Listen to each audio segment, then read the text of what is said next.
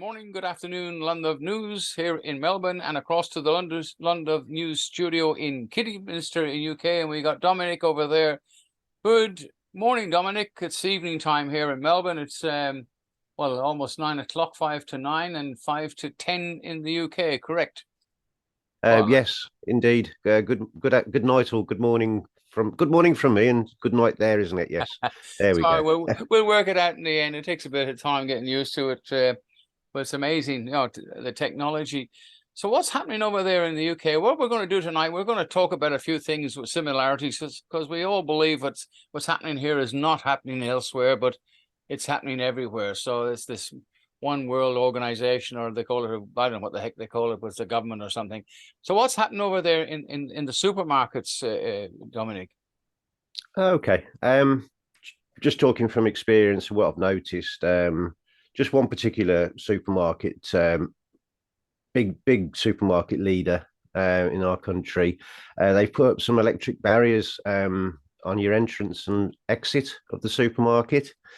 I think they've been installed for about 5 weeks now, and they've got them on every single checkout, and they've got speakers built in, and they're automated. Well, the ones coming in and out the shop are at the moment, but the other ones aren't electrified. So I being a curious kind of person, I went home and looked into Google and put in exactly what I saw: supermarket electric barriers, big supermarket. We won't name the supermarket, but it came back with they are trialing it somewhere in the country for palm recognition for future use of that way of shopping. It's very similar to the Amazon shopping. So I don't know exactly where they're trialing it, but it is what I read under trial, and they're going to give incentives apparently for people to get their palm readied by giving them vouchers for discounts off food, etc., etc. If that comes into fruition, I don't know. It's just what I've read, but it looked pretty authentic. What I looked up. I suppose time will tell, and we'll find out in the near future. Might, I don't know. Yeah, the same thing here. I went into a shopping center or one of the big stores as well, and they stopped taking cash. They've only got one outlet for cash now, and when people go through the automation one, they have face recognition there, so that you actually can see yourself on the screen, and it's recording everything. So they're going to do away with cash. It's gone. If the 15-minute city is happening, it's not just like the Agenda 2030, but it's happening now, and they're not going to give up. But the thing is, but I reckon about 80% of the people just have given up. They don't care anymore. So it'll go to the stage where every little freedom you have is gone. You remember, you were born in the 70s. You would be the last generation that played in the street. You remember Oh, the old days in England? I remember when I was a constable in the 1960s, late 60s, that absolutely. is. We used to play football with the kids in the street, but nobody plays in the street anymore. So the changes have gone. You remember playing in the street as a kid? Oh, absolutely. I mean, fond memories. I mean, used to get up in the morning. I think my favourite hobby at the time was making go-karts and then covering them over with a bed sheet or something, so it really looked like a Formula One. And then going around knocking on all your friends' doors. They'd come round and you'd unveil it, and you'd spend the rest of the day throwing yourself off it and just having general fun and coming back on the night filthy. And there's none of this interaction with computers and distractions that we have this modern day life. You're out there exercising and having fun and actually integrating with other people. This seems to be a dying thing there. And what's really buggers me a bit is the fact, I don't know, I must ask you about this in England, but here, if a family, an average family, cannot afford to get a dog for their kids. Because one time when my kids were running around, everybody had a dog that had pups, and they send a message home, and the kids all had dogs. And now, even for a secondhand dog from one of these dog homes, you pay $800 or $900, and a new dog is, you're looking at $2,000 to $3,000, $5,000, $6,000. There's the same thing happening in England in that score as well. Absolutely, absolutely. I remember we used to have a vet in Kidderminster, Norman Simpson, his name was, the best vet in the world if he ever watches this. And if I do see him in town, I always remind him because we remember each other. Now, I had not so long ago, we're talking probably very early 90s, I had a couple of cats and I had to call the vet out on a Sunday. This is only the 1990s. Yes, I'll be there in half an hour, he said. Took the cats to the vets, and I think he charged us to treat both cats with injections, medicines, and everything, 60 to 70 pounds. Now, to have a pet these days, you've got to have a big bank account because they wouldn't even charge you that to open the door to let you in the vets. I mean, it's got to be about £100 just to go, yes, I'm going to look at your vet and have a look at it before they've touched it. It's just ridiculous, the expense. Yeah, so yeah, it's an expensive game now, and so is a lot of things. You know, they they want us to have electric cars. I mean, come on, who a working man, your general working person, people, right, cannot afford an electric car. It's just basic fact. You know. I know, and if you have one, you can't afford to run it either because of. I think you'd have to be anyway. We won't get into electric cars because we love them really, but the reality is, it's not going to happen. But what's that thing about the dogs that really annoys me because every kid should grow up with a dog. It's really sad. But anyway, the food thing situation is. I was watching some documentaries in America about the eggs are disappearing over there. So all the staple foods we had one time was we had rabbits. People used to eat rabbits, and they've got rid of our rabbits. They said they were digging up farmers' fields, and what a load of rubbish. And then the blackberries, all the mums and dads went out collecting blackberries and the kids to make jam. Life has been the normal life for human beings, men and women, has been removed, and a new system added in, a one world government system or something that is nothing more than a fictional world, and it's pretty sad. For sure. I mean, we went shopping last night, and the latest, I don't know if it's happening over in Australia, but there's no vegetables now. You know, there's the empty shop displays with cardboard boxes, just empty. There's no tomatoes, lettuce, anything to do with making like a Caesar salad sandwich. You know, it's just not there. You got the bacon. Um, yeah, that's the latest thing that they've got going is the lack of fresh fruit and veg. Well, not so much fruit, it's vegetables. Mhm. Yeah, and it's basically it's all, well, shall we say it BS? Because there's plenty of stuff out there. The supermarkets are capitalizing on these shortages. The farmers are being rubbed out. It's a long story. Yeah, something else, Dominic. Here I was talking to a chappie who's got a factory, makes furniture. Now they're having great difficulty getting some of the timber. And I noticed on the building sites that used to be completed in a say 6 months to a year are taking years to build. And I've asked some of the tradies on there, what's going on? How come it's taken so long to build this place?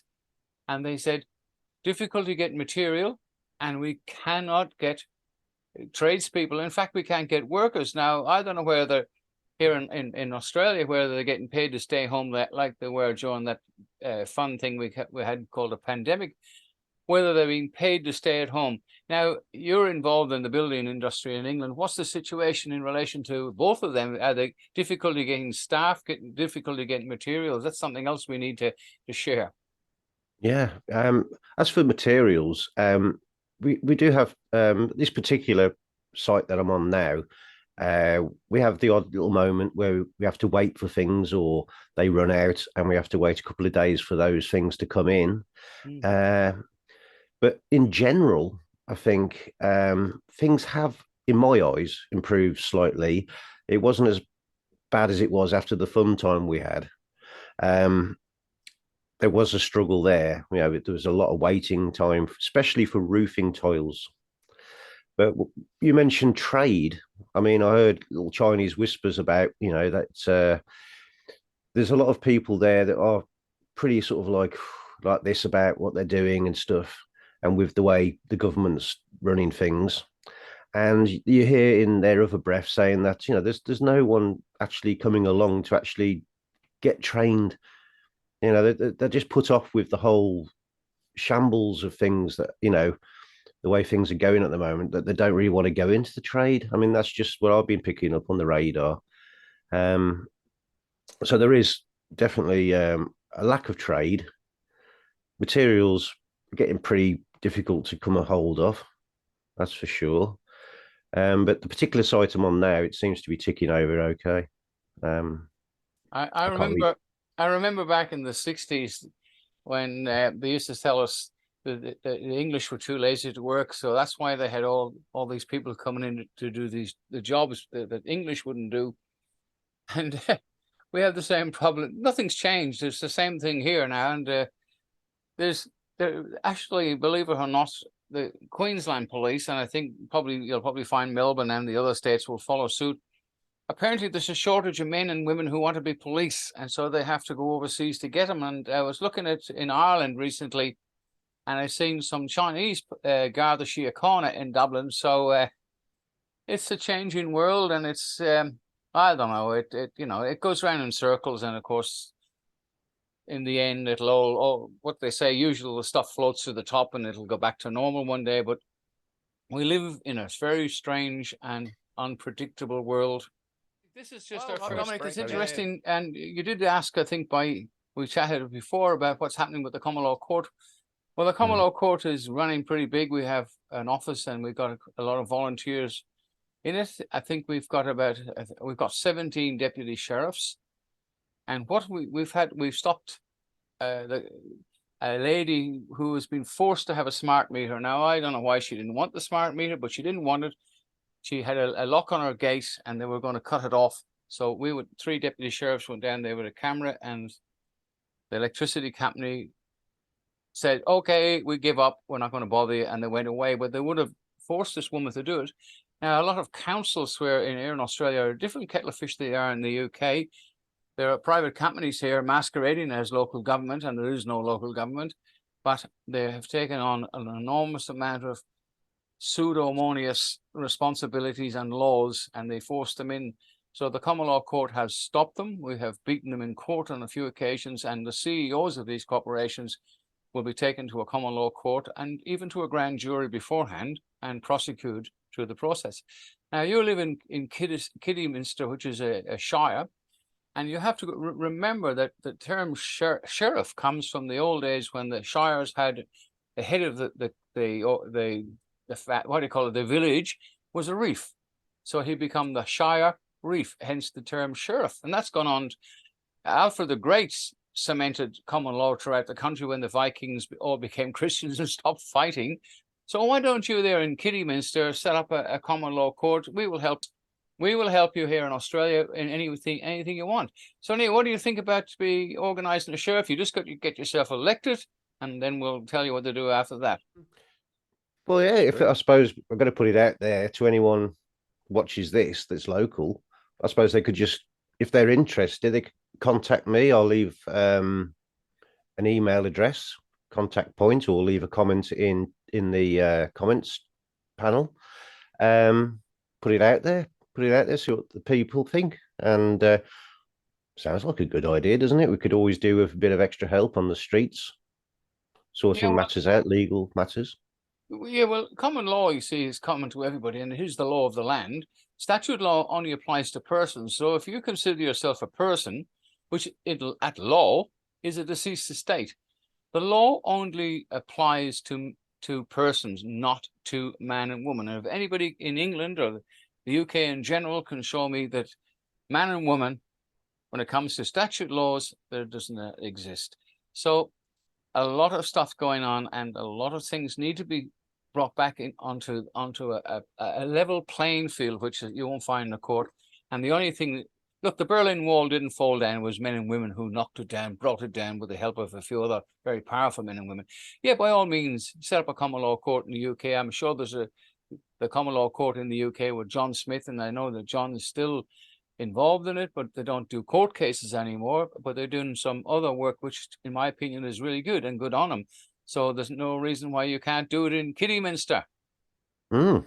Now, first of all, what you need to do is to put, if you want to be a sheriff, you put yourself up for election. You have a small election. There won't be that much in it. You know, like a guy up in Townsville, the local group up there. We don't have groups in common law. We have gatherings to reach to get a lawful closure to a problem, right? So they got together. They voted him in as a sheriff elect. He came down to Melbourne when we had a very large gathering, maybe 70 or 80 people here. We picked a jury for the case we're running that day, but he took his oath, raised his right hand, took his oath, and got sworn in as a sheriff. And then he signed the paperwork, and the jury of 12 signed to say that they ratified his appointment. So he went back to Townsville, and now he appoints a few more people. They're going to set up some courts up there to fight the system, which is pretty rotten. So there's no reason anywhere in the world. I think over in Ireland they're doing it as well, and I know that somebody in Northern Ireland was setting up a common law court. But the most important thing is there's only one sheriff and deputies, and there's some of the other ones that are running around with heaps of sheriffs and stuff. You must do it under the common law court rules, which John Smith set up, and there's no other way. Anything other way is wrong, and it will come back and bite you. One that's actually, I guess, like a magistrate's court.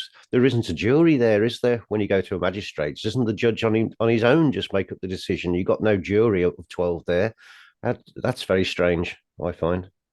Well, in England, they used to have three magistrates, a magistrate and two not stripendry magistrates. They were, I forget what they called them anyway. They had three because no one man can judge another. They've done away with juries worldwide because expediency.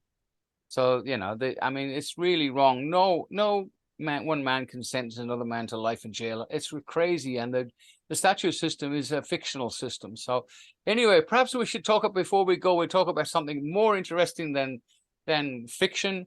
We live in a fictional world. Look at us. Our first effort at, well, it's not actually, we did it before, but what we're going to do for maybe next week, we're going to talk to Ireland and perhaps some other country at the same time. And we'll try and get a discussion going to find out what's happening in all these countries at the same time, rather than we here in Melbourne or you there in the UK thinking, oh, it's only happening here, but it's not. It's a worldwide problem. It's a worldwide disease. It's a worldwide phenomenon, which the people need to know about it. Anyway, Dominic, thanks for coming down under from London News in Kidderminster. Great chatting to you, and we'll catch up with you, please God. We're all still alive next week. Bye for now. Bye then. Bye. Bye.